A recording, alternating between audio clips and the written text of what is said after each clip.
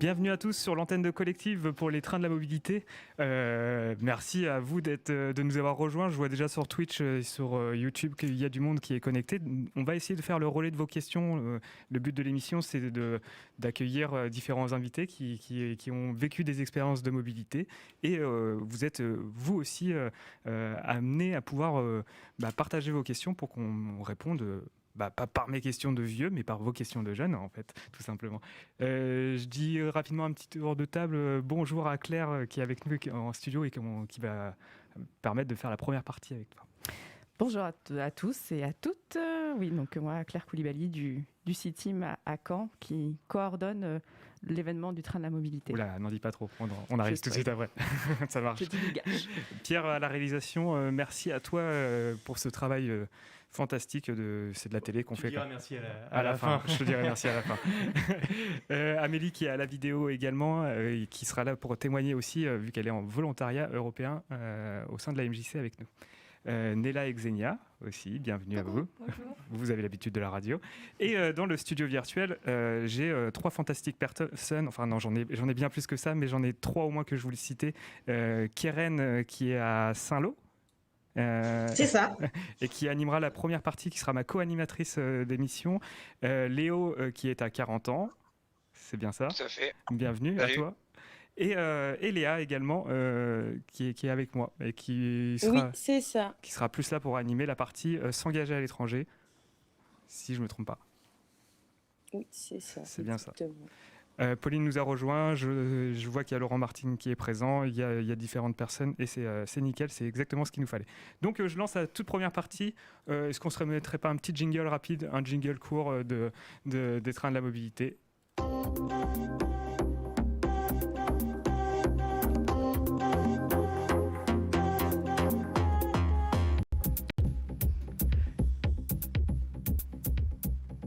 Bienvenue Claire, du coup, je suis désolé, hein, je t'ai coupé dans ta présentation. Oui, tu viens du C-Team, tu es la coordinatrice du projet et je vais te poser 2-3 petites questions sur les trains de mobilité. Ils commencent aujourd'hui à l'Aigle, c'est le l'Aigle 40 ans qu'on réalise. Ça va durer pendant une quinzaine de jours. Qu'est-ce qu'il y a dans ce programme-là ? Alors, il y a plein de choses. Tout d'abord, pour juste rappeler un petit peu le contexte de ce projet-là, l'idée c'était... Donc le réseau Normabilité, qui est le réseau des professionnels et élus de la jeunesse autour de la mobilité européenne et internationale en Normandie, souhaitait avoir un événement régional qui mette en valeur la parole des jeunes sur leur expérience de mobilité. Parce qu'on part du principe, comme tu le disais, que nous sommes des vieux, qui ne parlent pas toujours très bien le langage des jeunes, et que c'est toujours mieux que des jeunes parlent à d'autres jeunes, et même parlent à des vieux, pour leur expliquer ce que c'est que la mobilité, comment ils l'ont vécu, et ce que ça a changé pour eux, ce qui a bougé pour eux avec cette expérience de mobilité et l'intérêt qu'il y a à vivre une expérience comme celle-ci. Donc l'idée, c'est d'avoir un événement de 2 semaines où la parole des jeunes est vraiment mise en avant, en valeur, que tout le monde puisse l'entendre, des jeunes, des élus et aussi des professionnels. Voilà, un peu... réancrer les choses avec la parole des jeunes sur le territoire et qu'on donne un petit peu de visibilité à tout ça. L'événement, du coup, 2 semaines, effectivement. Et 2 semaines, c'est long. C'est long, 2 semaines, surtout en période de confinement. On est en tout cas ravis de lancer ces 2 semaines avec vous à l'Aigle, avec ce joli plateau radio. Je ne sais pas comment on dit, studio radio. Oh là, on est même sur un studio de télé-radio. Il y a tout. Voilà. Comme quoi, on peut faire plein de choses, même en confinement. Et avec la participation des jeunes, c'était aussi ça qui nous intéressait. C'était pas gagné d'avance ? C'était pas gagné d'avance. Ouais. L'événement devait normalement avoir lieu en octobre.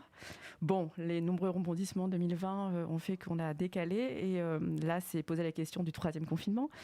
Donc, les partenaires ont été hyper réactifs et on peut que les remercier et applaudir ça parce que tout le monde a trouvé des solutions. On devait travailler beaucoup avec les scolaires. Là, c'est compliqué. Il y a plein de choses de proposer et bravo aussi aux partenaires qui ont vraiment joué le jeu sur tout le territoire de Normandie. Donc voilà, comme quoi le numérique peut aussi permettre de valoriser des choses et on commence avec vous, on en est ravis. Et c'est ce qui va un peu se passer tout au long des 2 semaines. On va beaucoup utiliser les réseaux sociaux, beaucoup Internet. L'enjeu, c'est valoriser quoi en priorité ? Parce qu'il n'y a pas un type de mobilité, il y a des types de mobilité. Et du coup, pendant les 2 semaines, on va entendre quoi, du coup ? C'est ça. L'idée, c'est pendant ces 2 semaines, déjà entendre la parole vraiment des jeunes, de leur expérience et de leur vécu, et les dispositifs différents qui permettent de partir à l'étranger, qui sont mis à disposition en Normandie et aussi nationalement. Mais l'idée, c'est d'avoir aussi une idée qu'en fonction de son projet, de ses envies, de son parcours, il existe forcément un dispositif qui peut aider à vivre cette expérience de mobilité, et parfois même sans dispositif. Ça peut être aussi partir une année sabbatique avec son sac à dos, et voilà, mais que ça s'accompagne, qu'il y a des partenaires aussi sur toute la Normandie qui peuvent accompagner les jeunes à penser leurs projets et les aider aussi avec le dispositif qui vont en face, qui n'est pas toujours simple de s'y retrouver.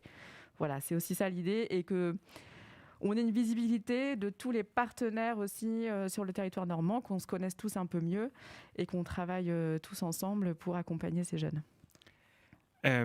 Je rappelle, on est également présent actuellement sur Twitch, sur YouTube, sur Facebook. Vous pouvez également poser vos questions.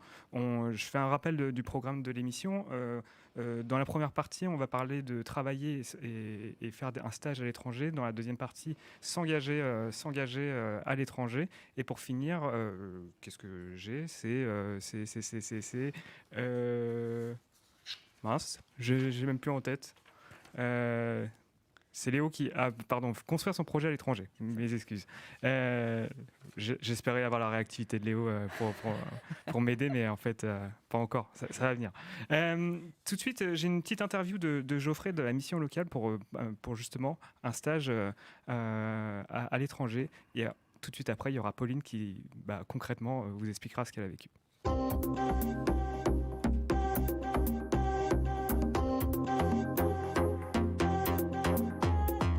On accueille actuellement Geoffrey de la mission locale de l'Aigle.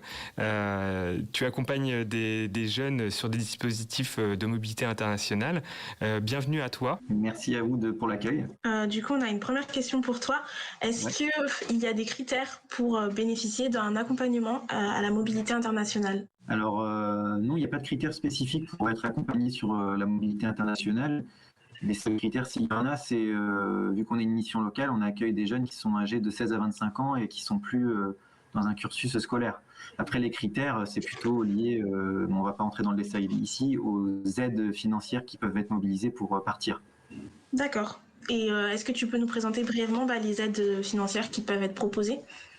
Alors, d'abord, je vais vous dire rapidement que, en fait, les jeunes qui arrivent à la mission locale et qui expriment un projet, une envie de voyager, on a un dispositif qui s'appelle le groupement de créateurs qui est fait pour eux parce qu'à travers une méthodologie, ça va leur permettre de bien ficeler leur projet avant de partir. Ensuite, pour les aides financières mobilisables rapidement, il y a le passement de la région Normandie dans certaines conditions, comme le volontariat et des stages à l'étranger qui peuvent être mobilisés. Et puis, dans le cadre de départ au Canada et particulièrement au Québec, puisqu'on a, nous, à la mission locale d'Aigues-Mortagne, un historique avec cette destination et des partenariats là-bas, on s'appuie sur un partenariat avec l'OFQJ qui peut à la fois délivrer des bourses et puis qui peut aussi offrir des tarifs préférentiels sur les billets d'avion et les assurances. Et après, il y a des aides financières qui sont propres à la personne qu'on peut mobiliser, comme le PACEA, c'est un dispositif propre à la mission locale, ou la Garantie Jeune, qui est un dispositif d'accompagnement renforcé vers l'emploi, dont un départ en mobilité internationale peut faire partie de son parcours. D'accord, merci. Léa, il me semble aussi que tu avais des questions. Je te laisse la parole. Et les jeunes à la mission locale, vous les recevez comment ? Ça dépend, mais tout simplement, le plus souvent, ça se fait en entretien individuel. Donc, ils arrivent et généralement, quand ils arrivent dans les premiers temps à la mission locale, on fait tout le tour de leur projet, de ce qui peut les concerner au quotidien. Et puis, souvent, quand on leur pose la question « Qu'est-ce que vous avez envie de faire ?» Et quand il y a un projet de mobilité internationale qui émerge, on leur propose de rencontrer les conseillers spécialisés dans le groupement de créateurs qui vont les accompagner à bien ficeler leur projet et puis ensuite, dans un deuxième temps, à mobiliser les aides financières pour partir.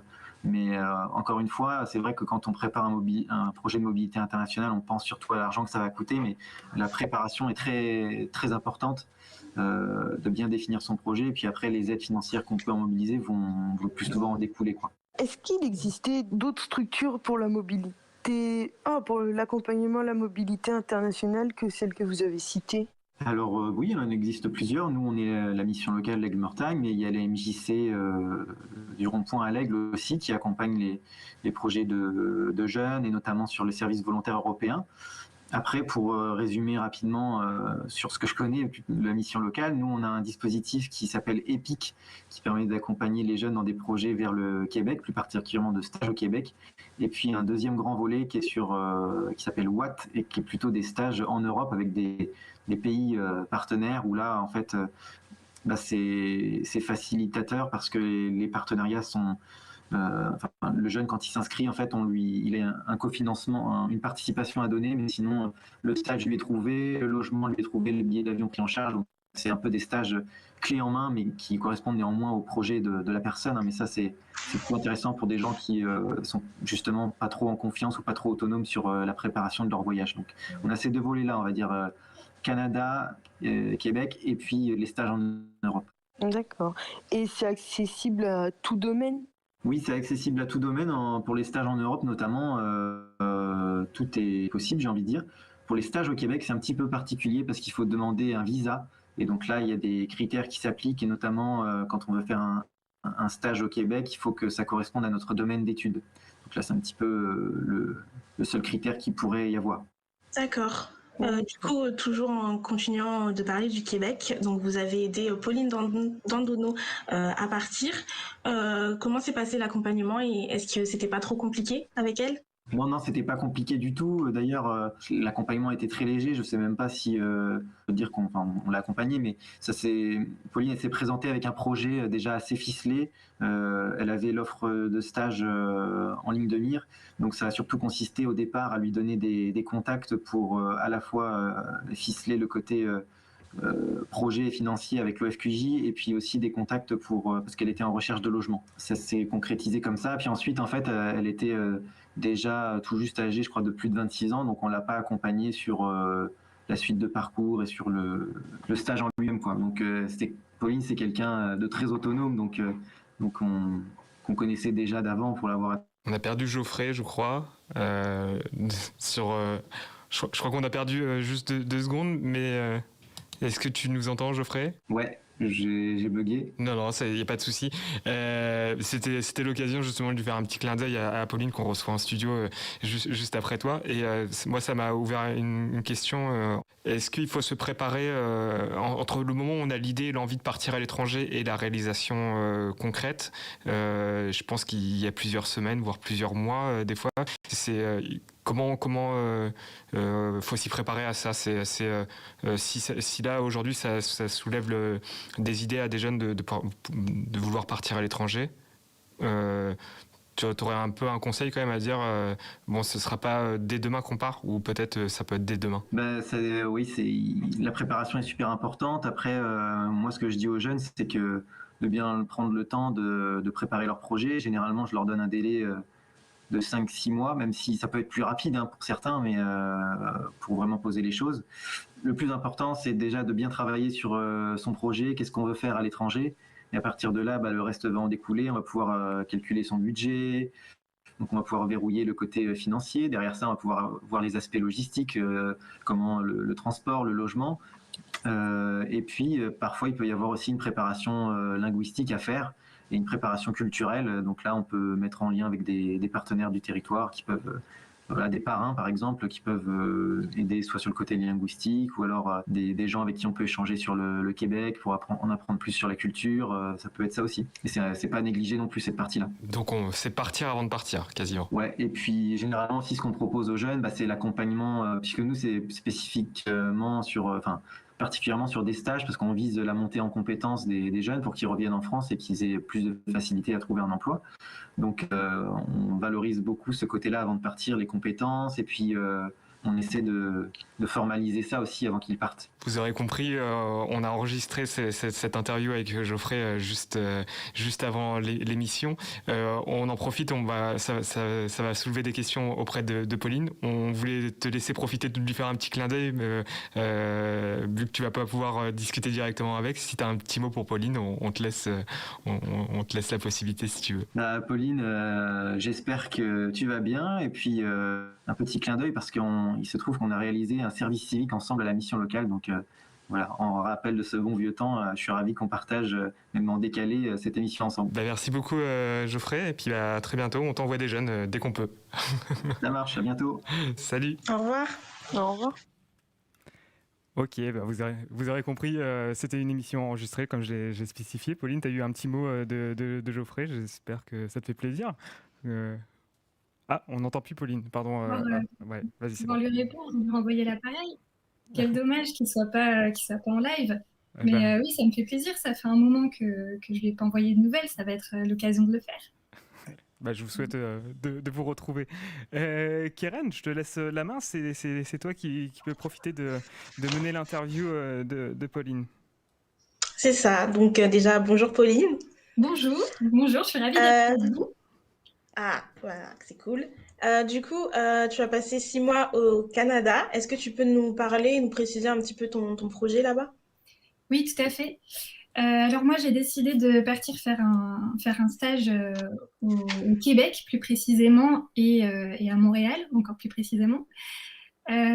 C'était un projet que j'avais en tête depuis un moment. Ça faisait très longtemps que j'avais envie d'avoir une expérience à l'étranger.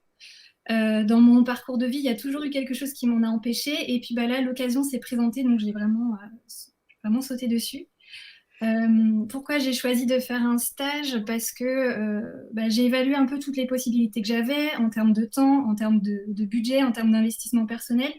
Et en fait, tout se goupillait plutôt bien pour que je fasse un stage de 6 mois. C'est vrai que dans l'idéal, j'aurais voulu partir en sac à dos, partir 2-3 ans, etc. C'était pas forcément possible par rapport à mes projets du moment. Donc j'avais c'est une fenêtre de tir d'à peu près 6 mois. Et ça a été vraiment super chouette de pouvoir faire cette expérience parce que tout s'est vraiment très très bien organisé autour de ça. D'accord. Voilà. Ok, du coup, c'était un stage en web design, c'est ça? Oui, c'est ça exactement, parce que moi, de formation, donc je suis designer graphique multimédia. D'accord. Et dans mon parcours, j'avais pas eu l'occasion encore de vraiment beaucoup mettre à profit mes compétences en web design. Et donc j'avais envie de faire ça. Si possible à l'étranger, c'est encore mieux, quoi. De quel accompagnement as-tu bénéficié avant de partir, tout simplement? Alors, Geoffrey en a parlé un petit peu, donc je vais rebondir sur ce qu'il a dit. Effectivement, moi, je connais la mission locale depuis assez longtemps, donc c'est très naturellement que je me suis dirigée vers eux pour poser mes premières questions. Donc c'était juste avant en fait mes 26 ans. Enfin, j'ai eu 26 ans sur place pendant mon stage, donc en fait ils m'ont vraiment accompagnée jusqu'à la veille de mes 26 ans. C'était impeccable. Donc le premier accompagnement que j'ai eu, donc c'est des rendez-vous avec Geoffrey pour parler justement de mon projet, définir un peu ce que je pouvais faire. Donc le stage est arrivé très rapidement dans les options principales. Et puis donc Geoffrey il a pu me rencarder surtout sur toutes les aides et sur tous les organismes que je pouvais solliciter pour que mon projet tienne debout.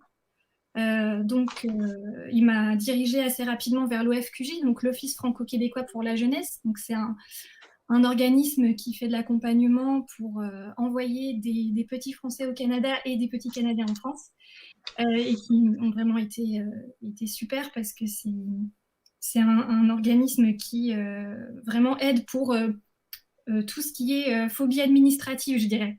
C'est un peu ça qui nous fait peur. Je pense qu'on partage un peu cette peur avant de partir. C'est tous les papiers qu'on va avoir à prévoir, les visas, réserver les billets d'avion, comment ça va se passer quand je vais arriver. Enfin, voilà, donc l'accompagnement, il est vraiment au top pour toute cette partie-là. On est accompagné pas à pas et d'un point de vue financier aussi, c'est un gros coup de pouce, notamment pour les billets d'avion, les assurances. On n'a rien à faire par rapport à ça. Je profite d'une petite question qui est posée dans le chat. C'est quel budget avoir en poche pour partir au Québec? Ah, super. Alors oui, j'ai ressorti mon carnet. On en avait parlé en préparant l'interview. J'ai ressorti mon carnet avec un peu tout le budget que j'avais fait. Alors, déjà, il faut avoir... pour faire sa demande de visa, le gouvernement canadien demande des garanties à tous les gens qui pénètrent sur le territoire. Donc, il faut avoir au moins 2 000 € en poche pour pouvoir prétendre à obtenir le visa. Voilà. Donc ça, une fois que c'est dit, il faut que vous ayez 2 000 € de côté. Donc, prévoyez-le. Et après, sur place, moi, je dirais qu'il faut avoir, je pense, environ 800 € par mois pour être bien. Sachant que vous pouvez piocher, bien sûr, dans l'argent que vous avez mis de côté pour votre fonds de garantie, quoi. Donc, ça peut paraître une certaine somme, surtout quand on ne travaille pas. Après, il y a plein de choses qui sont possibles et que j'ai découvert notamment grâce à l'OFQJ. C'est que quand on fait un stage à l'étranger, on peut continuer à percevoir une indemnité de Pôle emploi si on la touchait déjà avant. Donc ça, c'est vraiment un gros coup de pouce, parce que comme c'est un stage, c'est une expérience professionnelle, donc il y a des accords pour continuer à toucher un peu d'argent. Donc c'est vraiment chouette. Après, grâce à la mission locale et grâce à la MJC, moi j'avais demandé une bourse du Passe-Monde pour ce projet-là et qui a été vraiment un énorme coup de pouce et qui m'a vraiment qui m'a vraiment permis de partir l'esprit léger. J'ai eu 1360 € du Passe-Monde puisque c'était une expérience de 6 mois. C'est vraiment une somme qui est énorme, quoi. C'est super. C'est la région Normandie qui nous permet à nous, en tant que jeunes, de pouvoir bouger grâce à ça. Donc, je remercie aussi la MJC qui m'a aidé à monter mon dossier. Donc voilà, là je pense que j'ai fait le tour par rapport aux gens qui m'ont aidé. Donc la mission locale, l'OFQJ pour tout ce qui est papier, paperasse, billets d'avion, assurance, etc. Et puis la MJC pour la bourse du Passe-Monde. En off de la préparation de cette émission, Pauline, tu nous avais dit que peut-être sans ces aides financières, tu n'aurais peut-être pas fait ce projet-là. Oui, tout à fait. Sans ces aides financières, je pense que ça aurait été très compliqué pour moi de partir. Ou alors, j'aurais peut-être été obligée de repousser encore quoi, pour mettre de l'argent de côté et partir après. Disons que j'aurais peut-être aussi moins profité sur place. Je serais partie en étant peut-être un peu moins sereine, donc j'aurais peut-être pris un logement qui était beaucoup plus excentré de là où j'étais, parce que j'ai eu un logement qui était plein centre-ville dans un super quartier que j'ai adoré, où je me suis fait beaucoup d'amis. Donc voilà, je pense qu'avec moins d'argent, j'aurais pas eu du tout la même expérience, j'aurais pas pu voyager, parce que c'est ça aussi, le fait de faire un stage à l'étranger. Dès que j'avais du temps, les week-ends, j'ai pu bouger un petit peu. Je suis allée voir les chutes du Niagara, je suis allée à Toronto, à Ottawa, je suis allée à Québec City aussi. Enfin, voilà. Comment ça, t'as pas fait que ton stage? Pardon? T'as pas fait que ton stage, t'as eu une vie sociale en plus. Oui, j'ai eu une vie sociale en plus, mais c'est dingue ça, dis donc.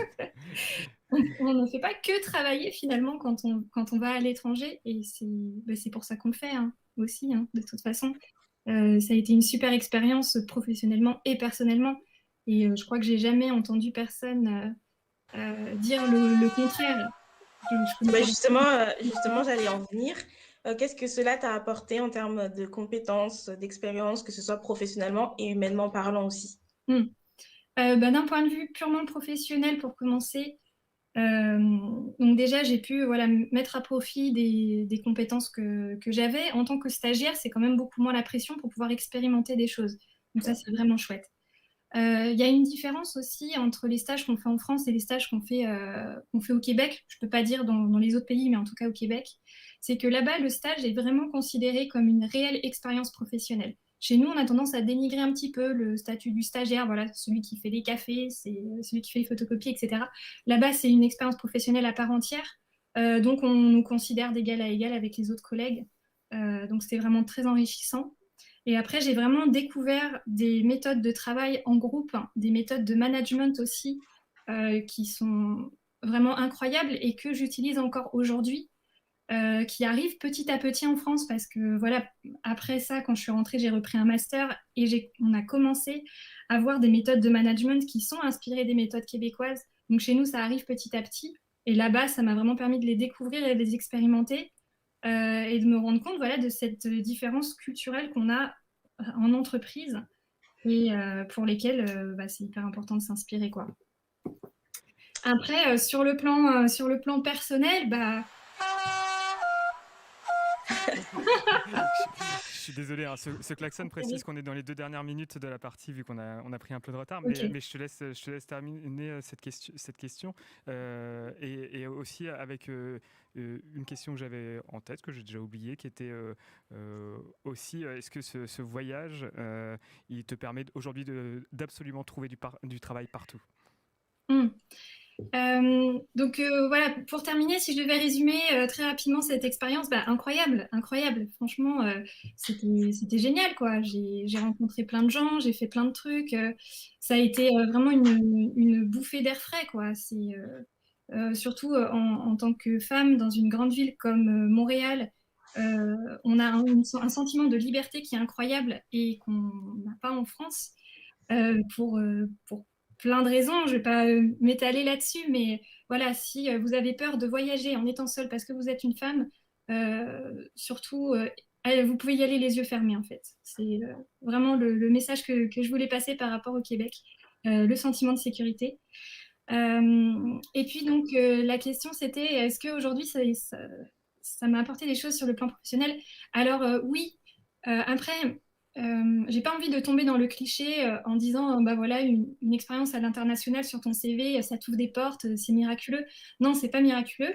Il n'empêche que moi à chaque fois que j'ai passé un entretien d'embauche depuis, les gens m'ont posé des questions sur cette expérience-là et ça ouvre le dialogue, ça crée un lien avec la personne. Et ça permet voilà, de montrer aussi notre capacité d'adaptation, notre capacité d'autonomie.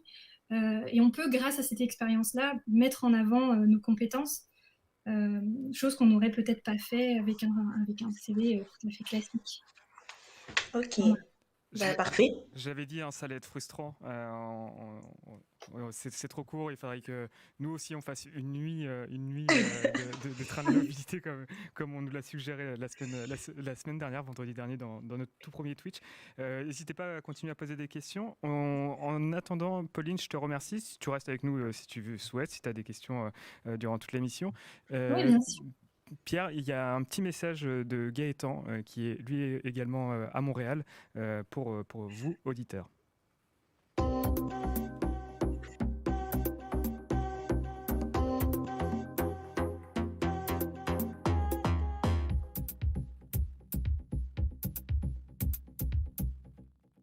Coucou collectif, coucou les jeunes. Je me présente, je m'appelle Gaëtan. Je vis actuellement au Canada, à Montréal, au Québec. Et je ne pouvais pas participer à cette émission parce que je commence un nouveau travail aujourd'hui. Mais je tenais à vous dire que fallait surtout pas hésiter à prendre son avenir en main et aller vadrouiller aux quatre coins du monde. Faites ce que vous avez envie, même si la situation actuelle peut faire penser qu'on ne peut rien faire en ce moment. Il est très facile de bouger, il est très facile de vivre une expérience. Moi, ça fait bientôt 1 an et demi que je vis au Québec et c'est, je pense, la plus grande expérience que j'ai vécue à l'heure actuelle avec 25 ans.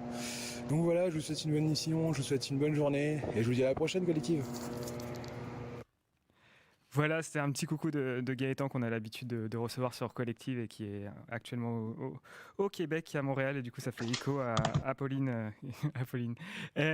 Du coup, on rentre dans la deuxième partie, s'engage à l'étranger. J'ai vu que Léa, Lara, Marie étaient dans le studio. Je ne sais pas si vous nous entendez. Je vous fais un petit coucou. Marie, est-ce que tu m'entends? Non. Léa, peut-être? Lara, vos micros. Oui, je suis Léa, là. Lara, c'est bon, on vous retrouve dans le studio. Il manque juste Marie. Oui, c'est bon, je vous entends. Génial. Je vous laisse entre les mains de Léa, qui a quelques petites questions pour chacune d'entre vous. En plus, il y a Xenia, Amélie et Néla qui sont dans le studio et qui vivent aussi un engagement avec nous à l'Aigle. Du coup, n'hésitez pas à leur poser des questions. Un engagement, c'est un volontariat notamment, volontariat international ou volontariat européen. Voilà, Léa, je te laisse les premières questions pour qui tu veux. D'accord. Bonjour, déjà, pour commencer, je voulais vous demander où se situait la Slovaquie. La Slovaquie, c'est dans l'Europe de l'Est. C'est frontalier avec la Pologne, l'Ukraine, la Hongrie et la République tchèque. D'accord. C'est pas très loin. Et qu'est-ce qui vous a donné principalement envie de partir dans ce pays? C'est la mission en fait qui m'a fait partir, pas tant le pays parce que la Slovaquie je connaissais pas, mais la mission c'était l'espéranto et c'est ça qui m'a donné envie de participer à cette mission-là. D'accord, et du coup vous avez enseigné l'espéranto là-bas, c'est ça? Un petit peu, oui. J'ai surtout appris et j'ai eu l'occasion d'enseigner un peu. D'accord. Et c'est pas trop compliqué à apprendre? À apprendre, non, ça met du temps comme toutes les langues, mais c'est très facile, donc on l'apprend très vite. En fait, dès les premières semaines, on comprend ce que les autres nous disent, mais on a du mal à répondre avec des phrases complexes, quoi. D'accord. Et une expérience comme ça, qu'est-ce que ça vous a apporté dans votre vie? Beaucoup de choses, ça m'a apporté plus de confiance, d'ambition, je sais pas, beaucoup de choses en fait. Beaucoup de connaissances sur soi, d'apprendre à savoir ce qu'on peut faire, nos limites et ce qu'on aimerait réaliser dans la vie. Puis je me suis fait des amis aussi. Est-ce que vous recommanderiez une expérience comme celle-ci et à qui surtout et pourquoi? Ben, je la recommande à tout le monde, à toutes les personnes qui voudraient voyager, qui voudraient partir. Mais surtout, je pense aux personnes qui aimeraient en savoir plus sur elles-mêmes. Parce qu'un voyage comme ça t'aide forcément à savoir qui tu es. Et je le recommande du coup à tout le monde parce que c'est une expérience unique qui aide beaucoup à mieux se connaître. D'accord. Et pour la préparation de votre voyage, ça s'est passé comment? Bah, ça s'est bien passé. J'ai été aidée par mon organisme d'envoi qui est quelque part en France. Et, et Benjamin et Hugo qui m'ont aidée aussi. Ça s'est bien passé, oui, c'était chouette. D'accord. Bah, ça va être bon pour moi, du coup. C'est bon pour toi. Ok. Oui. Donc on a reprofité de Léa Piocolin qui est effectivement, si on rappelle, tu as fait un service civique au sein de la MJC il y a 4-5 ans, il me semble. On se concentre un peu là sur Léa, mais vous inquiétez pas, tous les invités sur cette partie-là, on va vous poser aussi des questions. Juste Léa, petite question, il y a 4 ans, tu te serais vu faire ce genre d'expérience? Non. Ah non. Et c'est quoi les déclics qui t'ont poussé à ça? Bah, je pense sincèrement, c'était de voir Inès et Katia à l'époque qui s'amusaient tellement en France. Et je me suis dit, c'est une expérience unique, c'est génial, j'ai envie de vivre ça aussi. Et avant que je parte, avant que je décide de partir, il y a eu un grand changement de ma vie, une grande rupture dans ma vie. Donc ça m'a donné envie de changement, de connaître autre chose. Et je me suis dit, c'est bon, on se lance, on va connaître autre chose, on va explorer le monde plutôt que de rester ici et vivre une vie qu'on n'aime pas tellement. Ah, c'est par fuite, du coup. Non, parce que je suis revenue. Ah oui, t'es revenu. Je suis là. et plus motivé qu'avant, parce que je me souviens, voilà, on a pu discuter et ça t'a boosté notamment sur aujourd'hui, plus Oui, ou moins. Carrément. Si, ah, ok. Je me rassure. Hein. Je pose des questions en espérant que les réponses soient positives, mais ça peut ne pas être le cas, toujours. Si. Je partage la question. Marie, toi, tu es partie au Pérou, mais aussi en Espagne. Tu as fait un volontariat international et un volontariat européen. De ce que Léa a dit, est-ce que ça te fait écho dans la préparation, dans ce que ça t'a apporté, aujourd'hui, en termes de compétences, et qu'est-ce que ça a comme écho? Ouais, effectivement, moi, ça m'a beaucoup apporté. Je savais déjà que je voulais partir dès le lycée. Et je me suis dit, direct après ma licence, je me suis dit, ok, c'est parti, j'ai un angle, j'ai un trou là, je pars. Donc, je suis partie une première fois au Pérou et en fait, c'était une expérience complètement hors du commun qui m'a apporté beaucoup de confiance en moi, en les autres. Et ça m'a donné envie de repartir ensuite. Et donc, c'est pour ça que 1 an plus tard, je suis repartie en Espagne. Parce que ça, c'était une expérience si folle que un peu hors du temps et tu te rends pas vraiment. Tu rentres en France et c'est pas la même chose en fait. On peut le dire, c'est de la drogue. Complètement. Okay. D'ailleurs, je compte repartir bientôt. Ok. Drogué au voyage. Néla pourra en témoigner.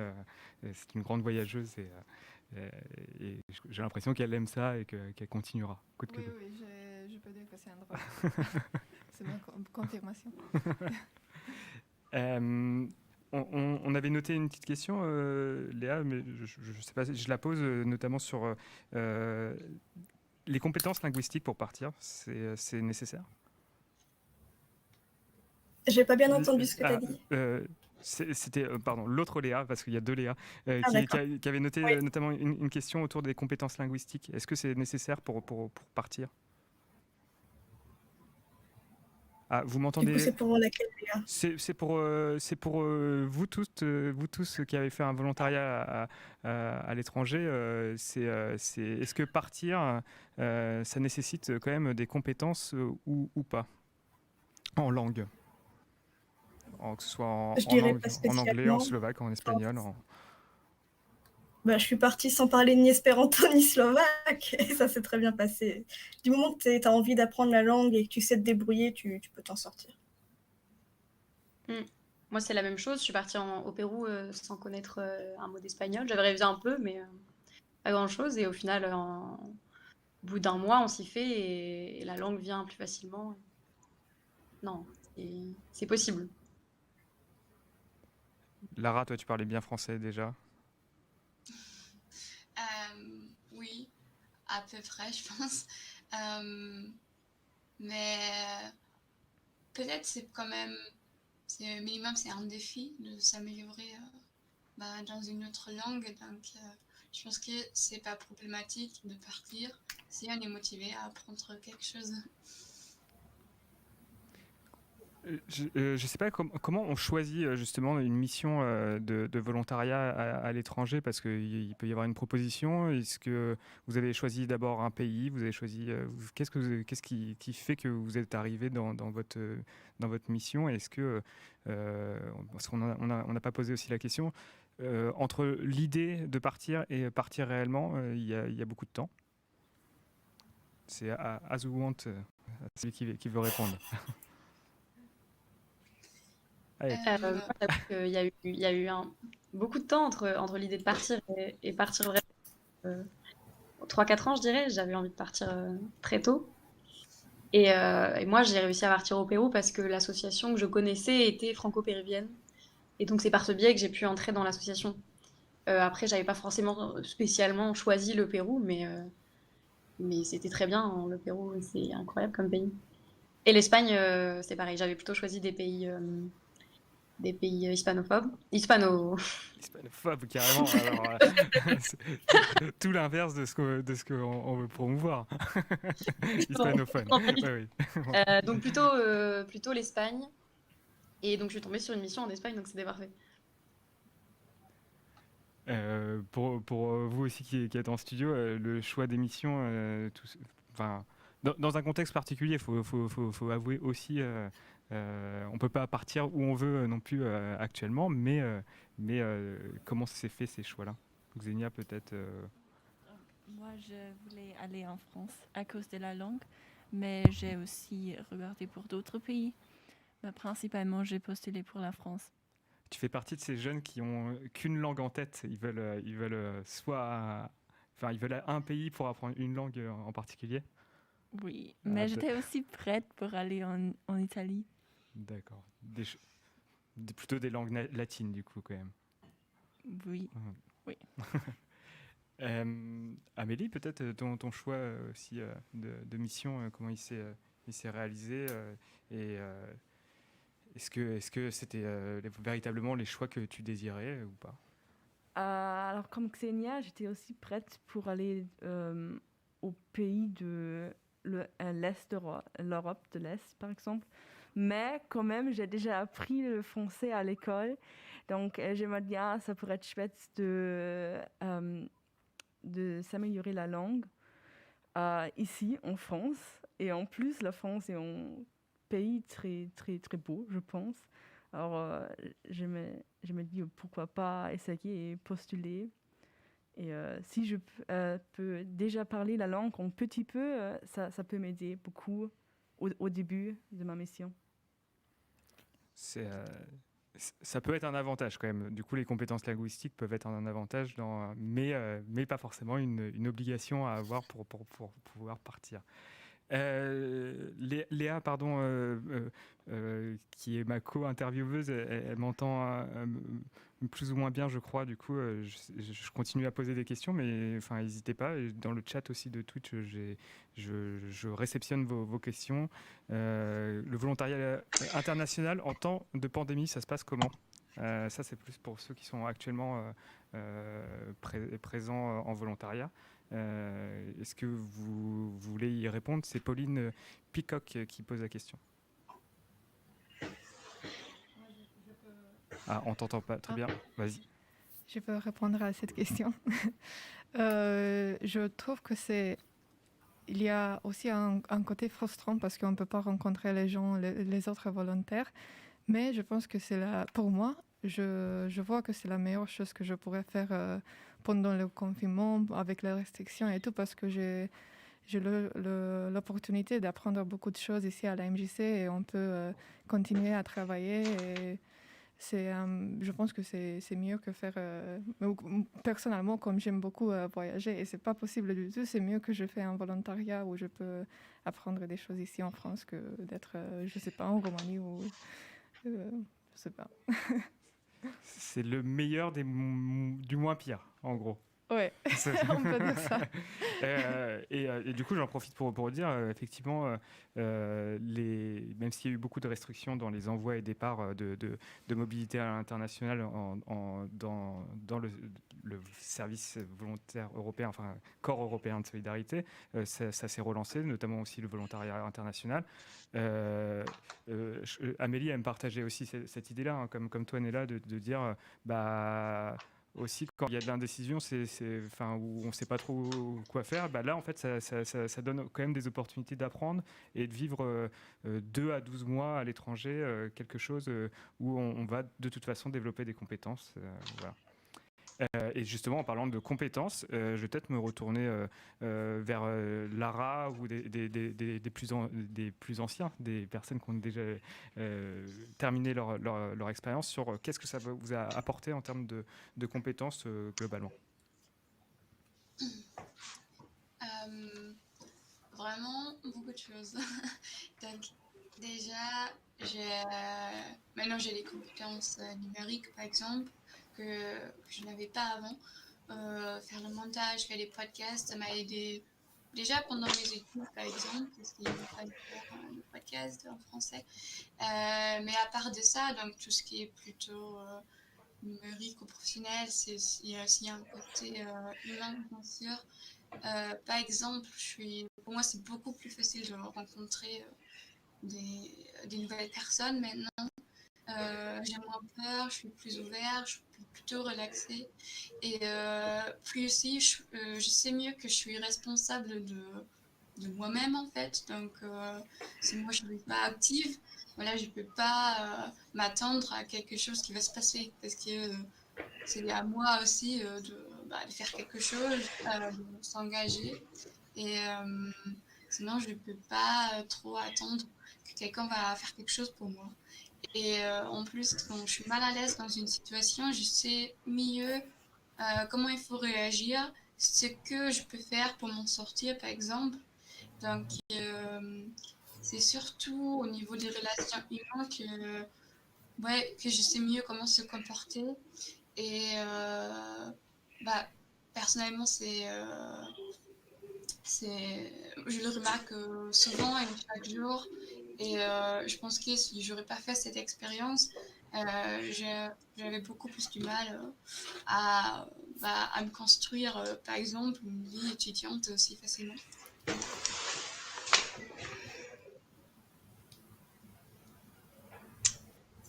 Pardon, j'avais une question aussi.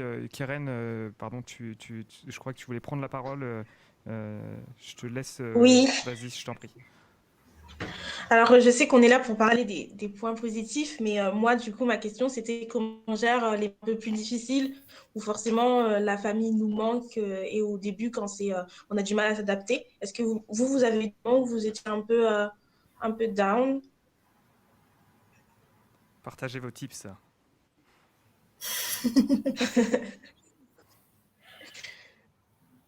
Bien, personnellement, il y a eu des moments un peu compliqués durant mon année en Slovaquie, mais j'ai eu un mentor qui m'a accompagné, qui m'a suivi tout au long de l'année, qui m'a beaucoup soutenue. Quand la famille nous manque, on les appelle et on est encore plus content de rentrer. Donc, je me concentrais sur les côtés positifs pour pour vivre l'expérience au mieux, parce que bon, les côtés négatifs, ça arrive, il y a eu des embrouilles avec des colocs, avec des collègues, mais ça passe toujours, et finalement, on apprend même de ça, donc c'est cool. D'accord, ok. Et la même question pour Marie. Du coup, toi, tu as vécu très loin et un peu moins loin des mobilités. Est-ce que finalement, ça se vit de la même manière, cette question de Karen? Pas du tout. J'avoue qu'au Pérou, les premiers mois étaient plus faciles parce qu'on découvre tout est nouveau, tout est neuf. Et au bout de quelques mois, à la fin, bah, ça devient un peu parce que ben, c'est toujours la même chose, on fait beaucoup d'heures de travail, et heureusement qu'il y a d'autres volontaires français qui sont avec nous, parce que la famille est loin, est très très loin, on n'est même pas sur les mêmes horaires, donc c'est compliqué de leur parler. Et donc il y a un peu des moments où on est un peu plus down, comme tu dis, mais où finalement, ben ça va, ça remonte toujours. Et par contre, en Espagne, moi, j'ai pas du tout vécu ça. L'Espagne, c'est tellement à côté et c'est plus la même façon de vivre que nous, que l'autre bout du monde, quoi. Donc c'est moins. Ouais, on ressent moins le manque, en tout cas. Moi, je l'ai moins ressenti. Ça devient une compétence en soi, justement, d'apprendre à vivre à distance, Xenia, par exemple. Enfin, ça fait combien de temps que tu n'as pas pu rentrer en Allemagne? Parce qu'en plus, le contexte cette année, c'est aussi qu'on ne peut pas partir et revenir comme on veut, même quand on n'est pas très loin. Et du coup, est-ce que tu as l'impression, en termes de personnes, ça t'apprend aussi à vivre à distance? Donc la dernière fois j'étais en Allemagne, c'était en septembre. Juste avant d'arriver? Oui. Ouais. Et je voulais rentrer pour Noël. Mais quand j'ai vu toutes les restrictions en Allemagne et tous les tests que je dois faire, je pensais que je vais rester ici avec Amélie. Et ça, c'était une phase où c'était un peu difficile parce que Noël, c'est la fête avec la famille et tout ça. Et on a l'habitude de le faire avec la famille chez soi. Mais cette année, j'étais avec Amélie et nous avons fait un Noël un peu différent. Et c'était quand même très bien. Et j'ai bien aimé. Et aussi, il faut penser, en ce moment, c'est la même chose en Allemagne, donc c'est pas vraiment mieux d'être là qu'ici. Donc, j'ai bien aimé. De mon point de vue, parce que je suis accompagnateur et tuteur de volontaires, et moi je suis fasciné par ça, sur votre côté, le prendre positivement en fait, et heureusement pour nous c'est facile, c'est bien que vous arriviez à se dire bon c'est comme ça, cette année vous relativisez, et c'est un truc que j'admire, voilà. Bon, un petit compliment comme ça passe. Hop, voilà. Est-ce qu'on se met un petit klaxon pour les 2 dernières minutes? S'il y a une ou 2 dernières questions, je suis désolé, hein, de nouveau ça va être frustrant. Lara, on t'a... Ah, il est bien ce klaxon quand même. Lara, on t'a un peu moins entendu que d'autres. Qu'est-ce que tu as envie de partager ou si d'autres ont des questions, qu'est-ce que tu aimerais partager? Comment tu invites aujourd'hui des jeunes à vivre un volontariat européen? J'ai envie de dire qu'il ne faut pas avoir trop de peur, parce que tout le monde peut le faire, même si vous avez des soucis ou des maladies ou d'autres choses.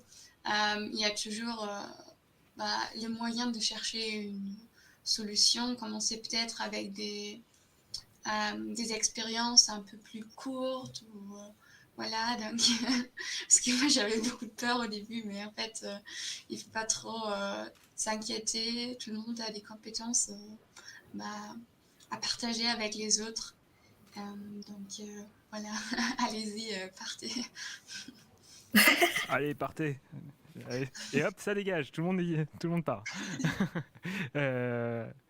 Oui, on vous encourage à vivre des mobilités. C'est pour ça notamment qu'on a créé cet événement-là, et qu'il y a plein de manières de partir, notamment la diversité des missions dans le volontariat. C'est parce que du coup, Marie, toi, tu as vécu plutôt des missions plus humanitaires, il me semble.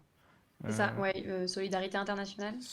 De solidarité. Lara plutôt médias et culture. Léa culture et langue, diplomatie carrément en fait, si on est sur l'espéranto. Voilà, du coup, il y en a pour tous les goûts. Il y a de l'artistique, de l'environnemental. Il y a en fait, aller sur les sites du Corps européen de solidarité ou du volontariat international. Claire, tu as envie d'intervenir parce que c'est toi la grande spécialiste de ça notamment. Bien sûr, oui, grande spécialiste. Faites-vous accompagner aussi. Oui. C'est avec tout ce qui a été dit là, en fait, c'est des choses qu'on met en avant sur le fait d'être accompagné, notamment quand il y a les moments un peu plus compliqués, l'intérêt d'avoir des personnes ressources. Et en fait, vous avez dit de tous les points principaux pour lesquels on valorise aussi la mobilité. Tout ce que vous avez dit, c'est se connaître, expérimenter, rencontrer, faire des choses qu'on n'aurait pas faites autrement, et puis mieux savoir ce que l'on veut être et devenir. Voilà, vous avez balayé tous les arguments pour lesquels on dit une mobilité intéressante pour les jeunes normands, enfin pour les jeunes en général et normands ici en l'occurrence, mais aussi vous avez mis en avant l'importance d'avoir des personnes ressources et accompagnées quand on vit notamment en plus une année un peu compliquée là. Nous, on a notre structure, le City, m'a accompagné des jeunes étrangers pour qui c'était compliqué aussi. Donc, on sait l'importance que ça a d'avoir un cadre aussi qui aide à se dépasser et aller un peu au-delà aussi. Carrément, c'est tout à fait résumé. Je pense qu'on va clore cette partie toujours pour générer de la frustration, en sachant que on restera à vos côtés et disponible pour répondre encore à plein de questions hors micro si besoin. Je vois que Léo il est impatient de passer à sa partie et surtout que Osiris était arrivé dans le studio. Bah, Toujours. Petite jingle justement avec Osiris, c'est Pierre qui l'a réalisé. Merci. Hey, c'est quoi le passe-monde? Ça m'a permis de m'enrichir, de voir ce qui se fait ailleurs, de découvrir de nouvelles choses. Et puis, c'est l'occasion pour un jeune de pouvoir réaliser des projets à l'étranger tout en étant soutenu financièrement et accompagné dans ses démarches. Et je trouve que c'est magnifique que notre région propose un tel dispositif. Alors, j'ai dit Osiris est là, mais à la fois, je ne sais même pas si elle nous entend ou si son micro est activé. En tout cas, Yann est là aussi, qui est dans cette partie-là. Osiris, elle a vécu une mobilité en passe-monde. Elle a créé son projet en 2017 pour partir en Inde.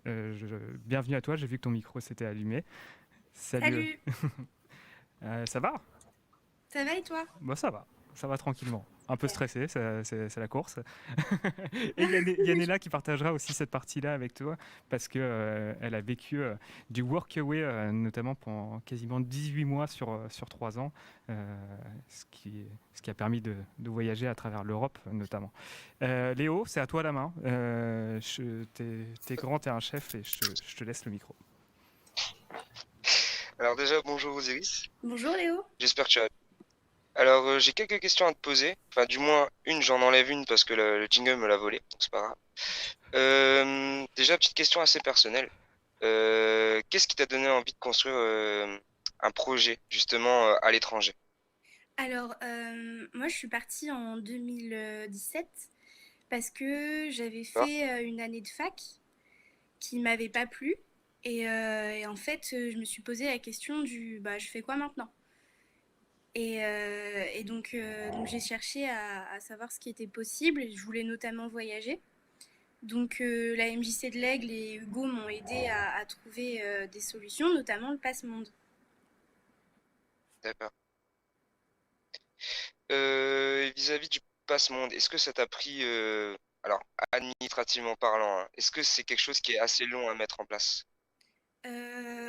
Au niveau du dossier, donc il faut monter un budget, il faut monter un emploi du temps, voilà, enfin, faut se renseigner, c'est un peu difficile à distance au début. Et ensuite, voilà, tout ce qui est visa, papier, etc. Oui, je dirais bien 3 mois de montage de dossier. Et financièrement parlant, t'aurais une fourchette à donner, une moyenne?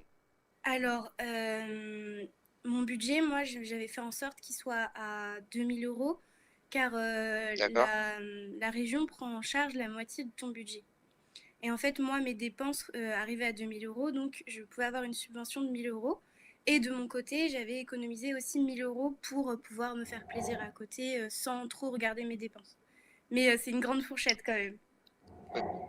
Ouais, bah, il vaut mieux plus que pas assez, comme on dit. Voilà, on ne sait jamais.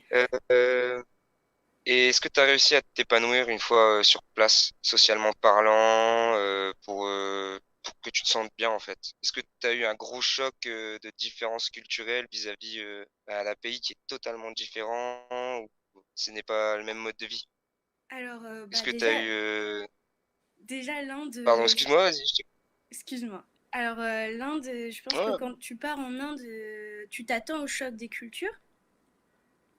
d'accord. Voilà, au bruit ambiant, aux odeurs, au fait que ça grouille tout le temps de monde. Moi, c'est pas ce qui m'a forcément choquée.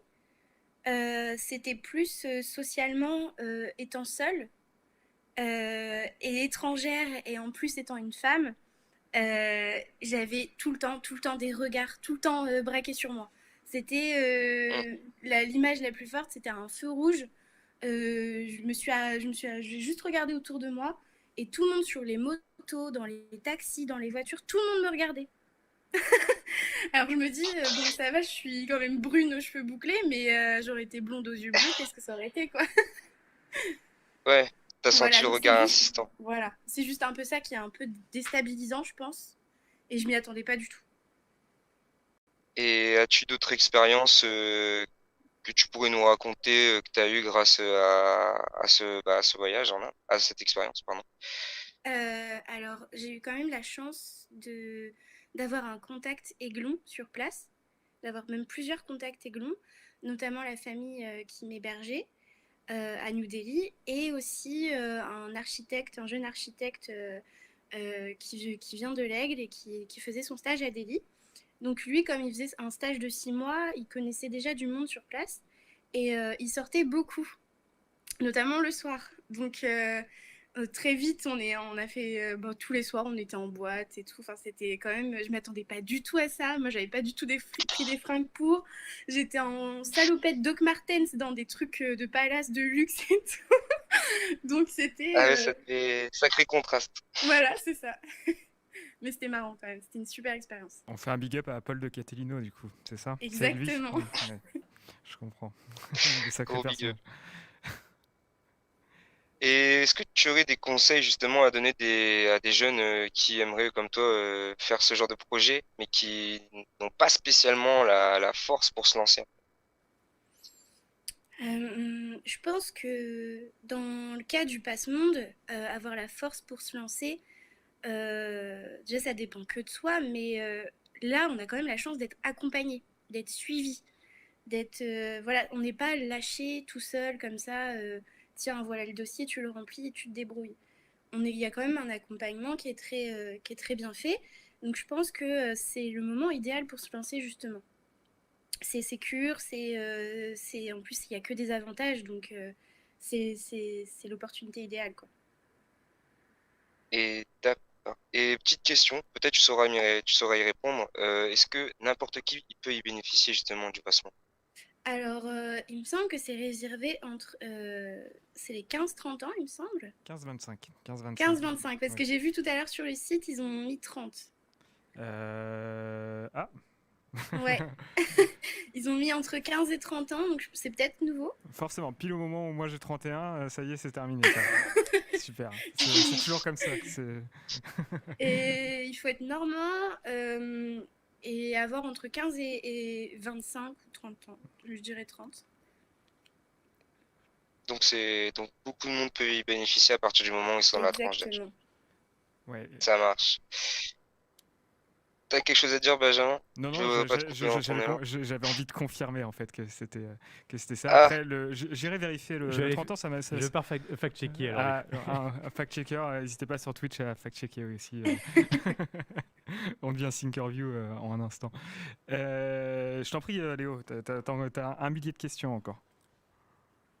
Je me suis perdu dans mes questions tellement j'en ai trop. Bon, on a compris que la vie sociale, ça a été là-bas. Pardon, j'ai pas compris. La vie sociale là-bas, ça a été, c'était pas. Ah bah du coup, oui, la vie sociale, ça a été comme je sortais tous les soirs, il n'y avait pas trop de soucis là-dessus. C'est une expérience qui a duré 3 semaines? 2 semaines. 2 semaines, voilà. Ok. Ouais, 2 semaines. Aujourd'hui, Après, aujourd'hui, les projets de passe-monde sont une obligation de minimum 3 semaines pour partir, il me semble. d'accord. Voilà. Ça a un peu D'ac- évolué depuis que tu l'as fait. Oui, c'était il y a quand même, c'était en 2017 quand même, donc oui. C'était il y a Je fort, me fort doute bien. longtemps. Ouais. Mais au niveau social, par contre, moi j'ai eu un gros coup de mou au bout de la première semaine. C'est-à-dire que j'ai un peu honte de le dire, mais il y a eu bien 2-3 jours où je suis restée enfermée dans ma chambre parce que c'était trop, quoi. C'était trop. J'avais un petit coup de blues où il y avait trop de gens dehors. J'étais un peu fatiguée de faire les choses seule aussi. Et voilà, c'était un peu. Voilà. Mais d'ailleurs, en parlant de ça, il y a une chose de mon expérience sur laquelle, si je pouvais revenir dessus, je reviendrais dessus. C'est le fait d'être partie seule en tant que jeune fille à l'étranger. À ce moment-là, c'était une véritable envie. Voilà, je me sentais prête, etc. Aujourd'hui, avec un peu plus de recul, je pense qu'avoir une personne en plus, ça aurait été quand même mieux pour faire les activités, puis aussi pour moralement tenir un peu plus le coup, quoi. Et comment ta famille, elle a pris ton entourage, cette envie de partir? Ils l'ont bien pris ou ils se sont plus braqués, Alors, ils l'ont très bien à avoir pris. peur? Ils ont eu un peu peur, mais après, comme je disais, la MJC de l'Aigle ont très bien fait les choses. Donc sur place, je connaissais du monde, donc c'est vrai que c'est un aspect qui est assez rassurant, autant pour moi que pour ma famille. Et pour la région aussi, sinon je pense qu'ils ne m'auraient pas laissé partir toute seule. Donc non, ça a été très bien pris. Je crois que je suis à court de questions. T'es à court de questions. Benjamin, t'en as? Ça permet Ouais, je suis à court de questions. d'avoir la réponse. En effet, depuis 2020, Osiris, c'est 30 ans jusqu'à la veille des 31 ans. Oh. Yes. Donc je suis voilà, je viens d'avoir 31, donc c'est foutu. Et oui, c'est foutu pour toi. Tu t'es fait avoir, ouais. Bon bah c'est toujours comme ça, vous inquiétez pas, c'est ma vie qui est comme ça, donc. Vous allez à du direct. Vous pouvez hashtag Benjamin, on t'encourage. Tu peux plus faire de passeport, mais tu peux faire plein d'autres choses dans la vie. Trop cool. Mais justement, ça a fait certainement plein d'échos à des questions aussi qui peuvent aller maintenant pour Nella aussi sur le Workaway, parce que là on est passé de projets accompagnés à de projets moins accompagnés, comme celui de Nella. T'as tout plein de questions, Léo également, mais Tout à fait. mais je pense à celle-ci notamment, voilà, sur tu t'es débrouillé comment, Nella, pour te lancer dans le Workaway? Et le Workaway, s'il te plaît, c'est quoi? Donc Workaway, c'est un plateforme sur Internet où tu peux trouver les endroits dans tous les pays du monde. Tu peux trouver les endroits où tu peux faire un volontariat. Tu peux échanger, en fait, tu peux accueillir. Ok. Oui, avec les gens, et en échange, tu fais le travail qu'ils ont besoin. Et ouais, c'est très simple. Il faut juste créer un compte. Un profil, Oui. sur Internet. Sur Internet. Et après, tu peux envoyer les messages tout simplement. Et tu peux avoir les réponses dans 1 jour, 2 jours. Et c'est très simple. C'est juste qu'il faut payer. Maintenant, c'est 40 € par an. For a year. Et avant, c'était un peu moins cher. Mais... Est-ce que c'est un bon investissement? Oui, parce que 40 € pour 1 an, c'est pas grand-chose. Non. Bah, c'est pas mal. Non, je sais pas. Enfin, moi, je me dis que c'est pas mal. Ça vaut 4 paquets de sucettes, enfin, tout ça, quoi. Du coup, ça va. Léo, t'as plein de questions, je t'en prie. Je te remercie. Alors déjà, bonjour Nella. Bonjour. Pour en revenir sur la question du travail, quand tu fais du Workaway, c'est dans un domaine qui est toujours bien précis ou tu peux un peu essayer de tout, dans le sens travailler un coup, je sais pas, dans le domaine de la nature et hop, tu pars sur autre chose. Est-ce que c'est possible? Oui, tu as vraiment la liberté, tu peux essayer tout. Et Sur Workaway, c'est ça que c'est bien aussi. Tu peux aider tu peux travailler avec les familles ou avec les éco-villages ou dans une communauté. C'est pas un vrai travail, c'est plutôt un échange. Tu peux vivre dans une communauté.